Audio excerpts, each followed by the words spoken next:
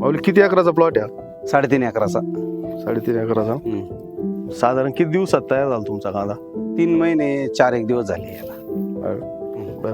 आणि बेसलला तुम्ही काय वापरलं होतं? हे ग्रीन इंडियाचं एकरी 6 बॅगचं किट वापरलं होतं. त्याचा फायदा काय वाटला तुम्हाला? फायदा त्याला वावरे आम्ही बेसलला वापरलंय ते, पण पाऊस झाल्यानंतर थोडेसे पाताशी पिवळेपणा वाटली, पण त्याच्यानंतर तो माल असा स्लो चालला तो. स्लो आणि एक काढायला आल्यावर माल दिसला एक नंबर, समाधानी. मध्यंतरी तुम्ही थोडे नाराज झाले होते. 100% झालो होतो, कारण तो माल दिसतच नव्हता त्या मापाचा. म्हणजे त्यावेळेस तुम्हाला वाटलं बा जसे सगळ्यांचे कांदे गेले तसे आपले पण जाणार आणि आणि गेले बी असं वाटत होतं. पण ज्यावेळेस आता काढायला माल आला, एक 8-10 दिवसापूर्वी काढणारे बा, त्यावेळेस माल दिसायला लागला आणि समाधानी झालो. इतर शेतकऱ्यांना काय सल्ला द्याल? इतर शेतकऱ्यांनी सुद्धा वापरावं हे. असं हा चांगलं आहे. आणि आणखीन एक, आमच्या कांद्याला याच्यात एक सुद्धा पिळा नाही ना, म्हणजे पिळेचं प्रमाणच नाही. मागल्या वर्षी पिळे होते तशी पिळेच नाही ना. नाही.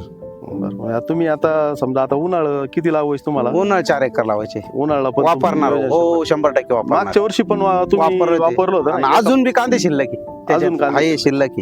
बर. म्हणजे तुम्ही एकदम छान रिझल्ट आला. नाही समाधानी त्याचे. फक्त त्याचं काम असं आहे का ते रासायनिक खतावणी फास्ट चालत नाही, ते दामानी चालतं. पण मग करप्याला बळी पडू देत नाही? नाही करप्याला नाही, पिळा होऊ देणार नाही कांद्याला. फवारण्यांची तुम्हाला किती फवारण्या लागल्या? याला आपण 3 फवारणी करेल. बरं, समजा इतक्या अतिवृष्टीमध्ये 3 फवारण्या काहीच नाही. लोकांच्या 5-5, 6-6 फवारण्या झालेल्या आहे. फवारणीमध्येच तुमचे पैसे वाचले. आणि कांद्याची साईज पण एकच नंबर आहे ना. पहा ना तुम्ही कांदे साईज, हे बा ही साईज पहा, कलर पहा. आता हा 2 नंबर चायना आहे. 2 नंबर चायना. हा कलर पहा तरी तुम्ही.